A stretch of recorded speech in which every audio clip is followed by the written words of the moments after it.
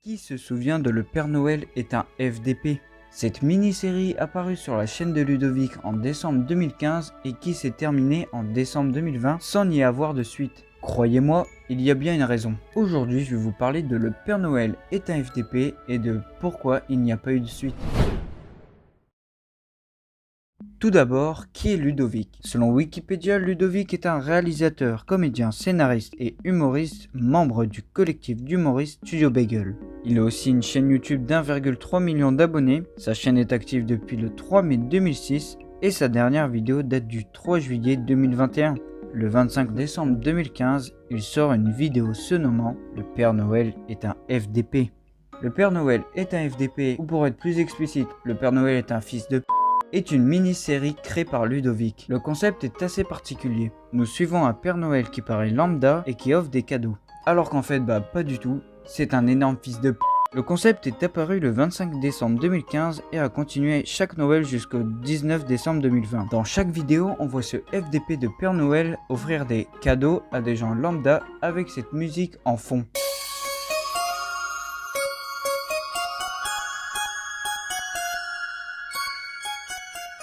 Quoi, c'est pas assez précis? Bon, d'accord, voici un extrait, mais attention, ce qui va suivre est déconseillé aux plus jeunes.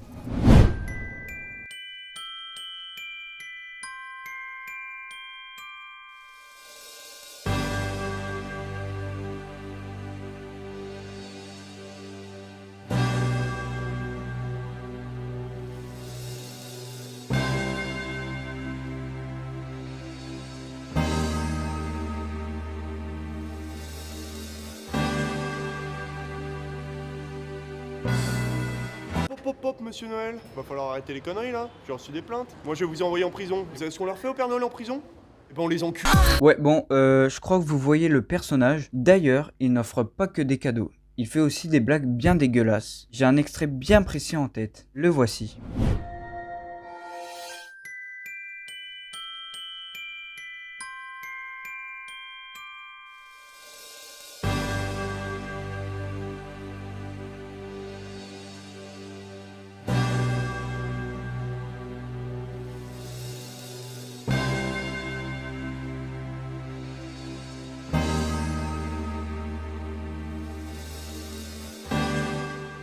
Bon, comme vous l'avez compris, le Père Noël est un FDP est un concept très spécial avec un humour bien trash. Ça change du Père Noël habituel. Mais d'ailleurs, savez-vous pourquoi le Père Noël est un FDP? Eh bien, pour le savoir, il suffit de suivre l'histoire dans chaque partie. Et oui, car il y a un lore, ce n'est pas juste des blagues limite. La réponse à la question que j'ai posée se trouve dans la partie 5, qui n'est plus disponible sur YouTube. Mais pour les besoins de la vidéo, j'ai dû retrouver les parties manquantes et c'était pas si compliqué que ça en fait. Bref. Je vais vous raconter l'histoire de Le Père Noël est un FDP dans l'ordre chronologique.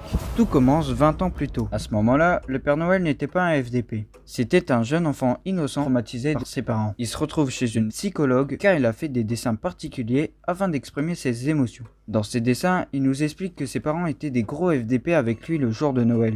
Le premier dessin représente la fois où il a offert un petit bonhomme de neige à son père, sauf que son père a décidé de l'attacher dans les chiottes.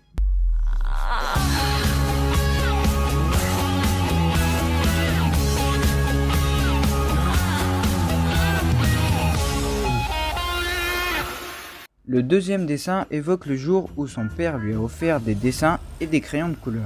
Il choisit un des dessins puis se met à dessiner. Puis il remarque qu'il y a un truc qui cloche et le montre à son père.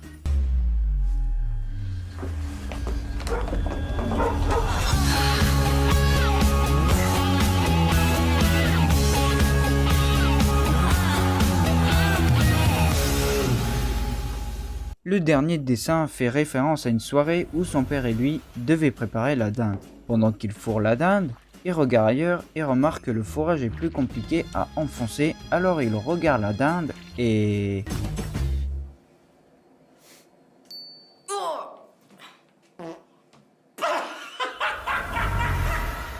C'en est trop.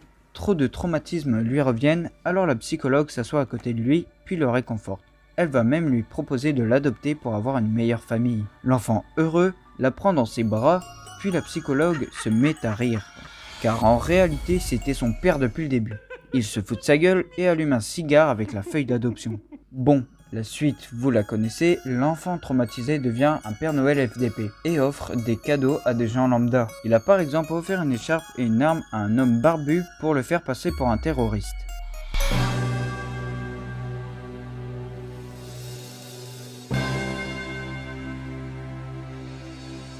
Il a aussi offert des chaussures, des rollers et un vélo à un enfant estropié. Il a proposé un verre de lait à une dame alors qu'en fait c'était pas du lait mais son lait. Il continue son chemin sauf qu'un policier l'interpelle et le met en prison. Le Noël suivant, il se rend dans une maison un soir. Il observe des enfants en train de décorer leur sapin. Les enfants touchent les boules de Noël. Le Père Noël décide de se déguiser en sapin, ce qui attire les enfants qui touchent ces boules de Noël si vous voyez ce que je veux dire. Le lendemain, il offre un sac poubelle à un SDF. Il donne une montre en or à un riche. Ah, c'est le seul bon cadeau qu'il a offert. Ensuite, un gosse tire son bras en lui montrant qu'il veut lui aussi un cadeau. Il cherche puis tombe sur une seringue qui lui donne le sida. Force à lui. Il propose à une femme de manger des huîtres, puis au final, c'est pas une huître qu'elle mange, mais la morve du Père Noël. Et puis pour bien finir ce Noël, il décide d'offrir le jeu Dr Maboul à des chirurgiens pendant une opération. Ils y jouent et oublient le patient, ce qui lui entraîne la mort. Le Noël suivant, il se trouve dans la rue, en train de porter un bébé, puis soudain, une femme l'attire. Il lâche le bébé, puis décide de la suivre. Ils arrivent dans un bar, il fait diversion, met de la drogue dans le verre de la dame, et soudain, le karma le rattrape. Il regarde la dame, pendant ce temps-là, un enfant arrive et inverse les verres. Le Père Noël, toujours en train de regarder la dame, boit le verre, puis commence à se sentir mal. Les gens sortent de leur cachette, il est donc pris en guet-apens et subit la vengeance de quelques victimes avec qui il a fait le fils de p***. L'enfant estropé lui brûle la barbe avec un chalumeau. L'homme barbu le frappe avec son AK-47. La femme lui fait boire de force le lait de deux gars, si vous voyez ce que je veux dire. Et pour finir, il se prend des gifles, puis se fait éjecter du bar. Tout le monde est heureux à présent. Le Père Noël triste s'assoit au bord de la Seine, puis des enfants arrivent et une jeune fille s'adresse à lui. Petit Papa Noël, la route est semée d'embûches. Tu trouveras toujours des gens pour critiquer. Mais il y a comme nous, des gens qui croient en toi. Alors reste fidèle à ce que tu es et ce que tu aimes, et vas-y à fond. C'est ce que dit toujours mon mec avant de me ken. Le costume du Père Noël noircit et cela le rend plus fort. Sa fils de puterie a augmenté. Il devient Dark Santa. Au lieu de remercier la jeune fille, il la gifle et la jette dans la Seine. Il se balade dans la rue puis shoot un chihuahua.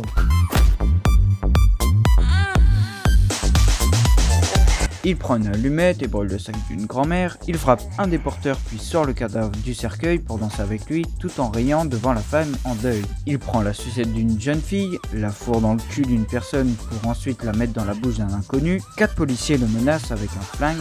Pour riposter, il fait un doigt. Les policiers tentent de lui tirer dessus, mais il vise à côté. Une femme enceinte passe et est utilisée en tant que bouclier. Le Père Noël fait sortir le bébé pour l'utiliser contre 2 policiers. Pour se débarrasser des 2 autres policiers, il lance un prépuce sur l'un des policiers qui tire sur son collègue. Pour finir ce Noël-ci, il revient au bar, le ferme à clé, puis il fonce vers les gens pour se venger.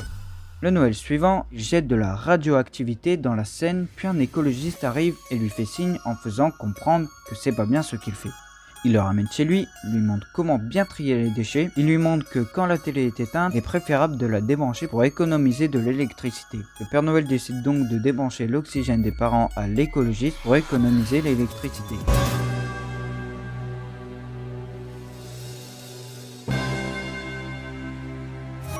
Dans la rue, il voit une famille homophobe et décide d'offrir un cadeau au père. C'est un pull avec écrit I love Santa. Il la ramène ensuite dans une fête.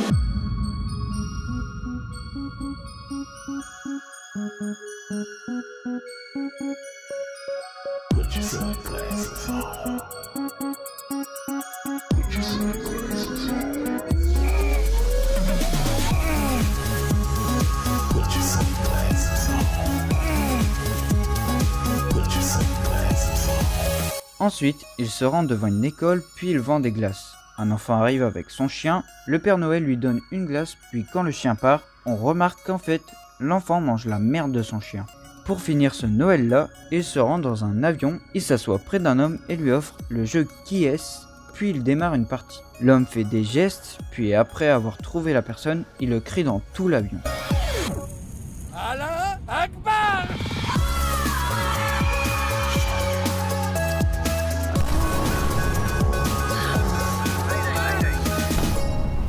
Après le crash, le Père Noël est inconscient. On voit le flashback de son enfance, puis ensuite quelqu'un arrive. C'est en réalité sa sœur. Elle a aussi subi des traumatismes avec leurs parents. Il ne la croit pas, puis après quelques flashbacks, il la croit, puis elle tend sa main.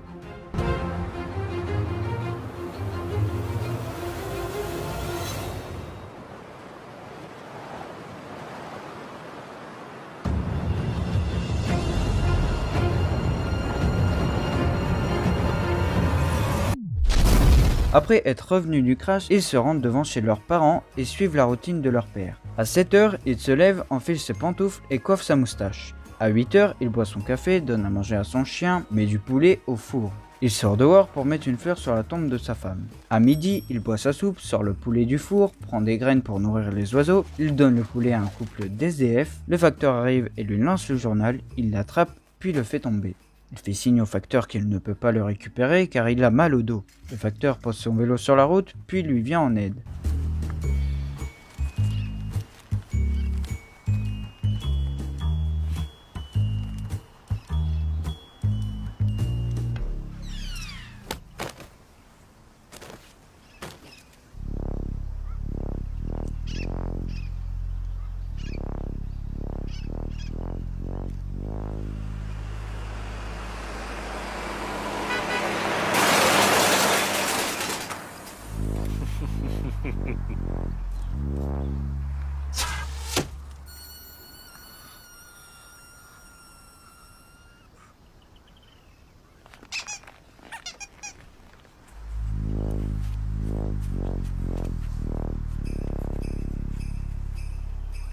À 18h, il boit sa soupe devant la télé, puis ensuite part se coucher. Ça y est, ils connaissent sa routine, leur vengeance peut commencer. Ils se font la bise, puis le Noël suivant, ils reviennent. Le père fait sa routine habituelle, mais cette fois-ci, pendant qu'il pose la gamelle du chien, on aperçoit que le chien n'est plus dans son panier. Il fait chauffer son four, pose une fleur sur la tombe de sa femme, il boit sa soupe le midi, récupère le poulet, prend des graines pour les donner aux oiseaux, il donne le poulet au couple d'SDF, mais cette fois-ci, ils ont une réaction bizarre. Le père est perplexe, mais il continue son chemin.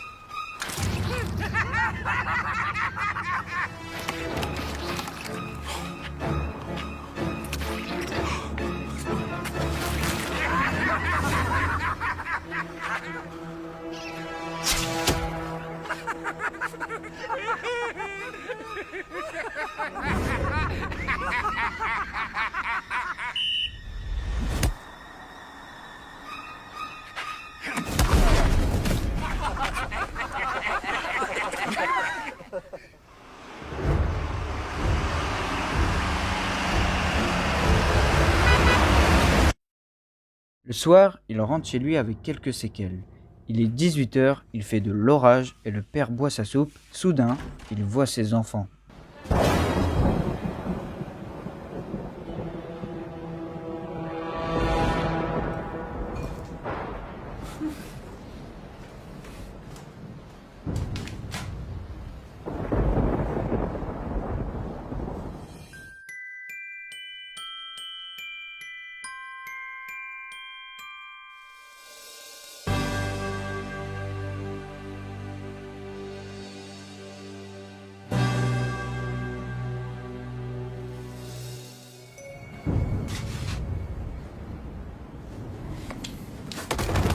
Ils ont tué leur père.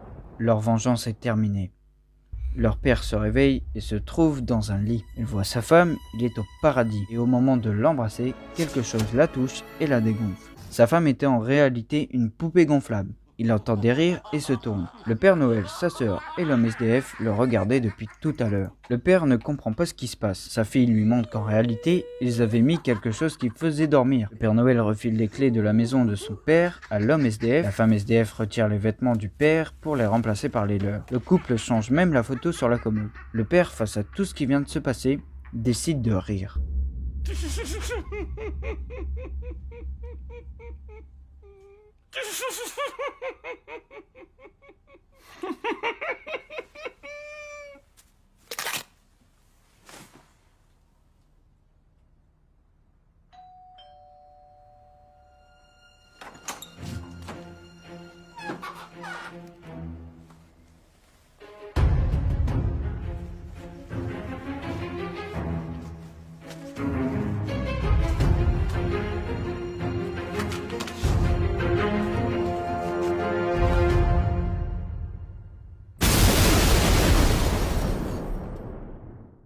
Et c'est comme ça que se termine Le Père Noël est un FDP. Eh ben en fait, non. Il devait y avoir une suite, qui n'a en fait jamais eu lieu. Mais alors, pourquoi? Pourquoi il n'y a pas eu Le Père Noël est un FDP 7? Pour tenter de connaître la raison, j'ai dû faire quelques recherches, et puis j'ai trouvé une piste. Il y avait un commentaire sous une vidéo qui demandait pourquoi il n'y a pas de suite. Un gars répond et lui dit que la réponse se trouve dans la vidéo FAQ d'une youtubeuse. Il donne le titre de la vidéo et le timecode.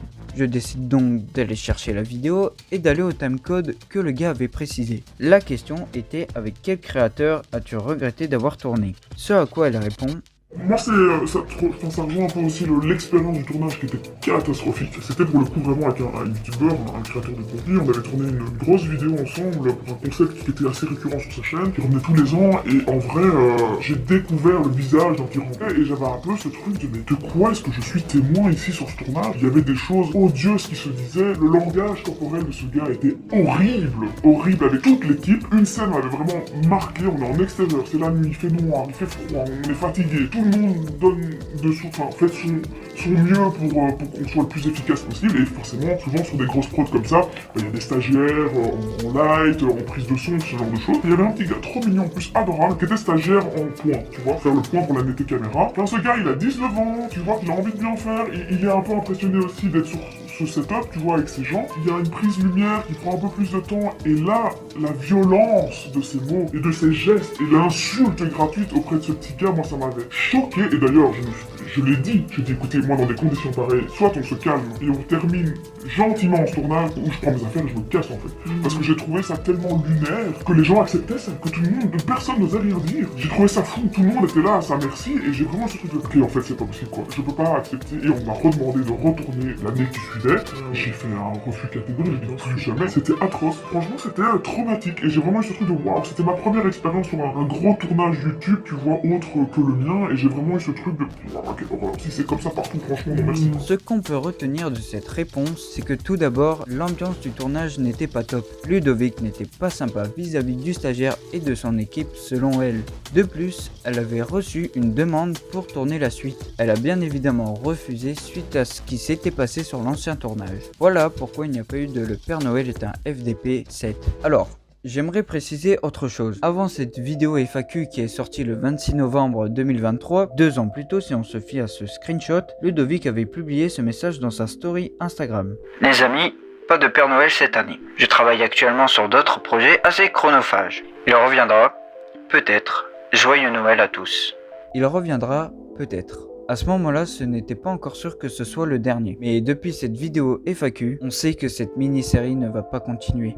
D'ailleurs, cette dénonciation a coûté la suppression des 2 derniers épisodes. Il y a aussi Le Père Noël est un FDP 2 qui a été retiré depuis quelques années, car j'imagine que c'est à cause des scènes qu'il y avait eu avec les enfants. Je pense même que tous les épisodes ont été démonétisés vu comment l'humour était au bord du ban. À moins que justement il a dû mettre l'épisode 2 en privé, car YouTube lui a envoyé une sanction. On ne pourra jamais savoir, mais je pense que c'est très probable.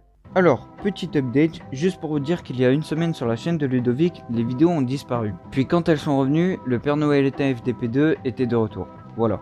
Enfin bref, pour conclure, Le Père Noël est un FDP était une mini-série réalisée par Ludovic qu'il fallait prendre au second degré car l'humour était très trash. Si la mini-série a dû s'arrêter, c'est car une youtubeuse a dénoncé son comportement lors du dernier tournage. Bref, j'espère que la vidéo vous a plu, si c'est le cas n'hésitez pas à la liker, dites-moi dans les commentaires si vous avez connu Le Père Noël est un FDP, c'était Agent Spike, ciao.